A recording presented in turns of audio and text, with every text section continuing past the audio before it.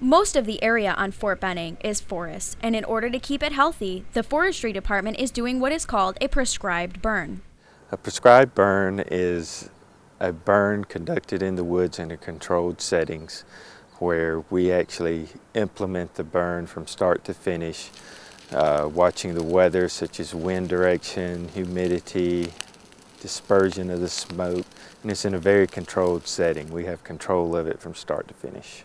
Wildfires can destroy everything, but since prescribed burning started, there has been a significant decrease in the amount of wildfires on Fort Benning. It maintains a healthy forest ecosystem. The forest we're trying to manage on Fort Benning is a longleaf pine ecosystem. It's very fire dependent.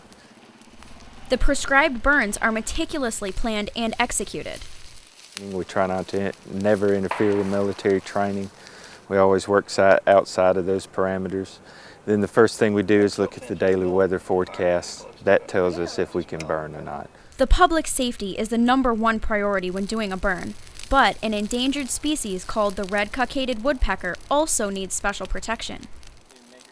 Individual trees, the cavity trees where they live, will burn around each individual one. Sometimes it requires raking the debris away from it so the tree itself does not catch on fire. And we usually just light around them, burn each individual tree and let it back away from it. Once it's secure, we move on. The burning is scheduled according to the weather, which can be a tricky process. You have to monitor the humidity levels.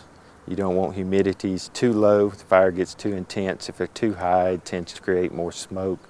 And you also look for transport winds to get your smoke up and out of the atmosphere so it's dispersed away from the setting so it doesn't affect nearby communities, homes, or businesses. So if you look out your window and see smoke, don't be alarmed. The guys at the Forestry Department are fired up about this and will make sure it goes off without a hitch. We have a very experienced staff that's been doing this for a number of years. They're all trained in their job for burning and wildfire suppression and do a very good job at controlling the settings of what we're doing here. NICOLE, BATEMAN, Fort Benning TV.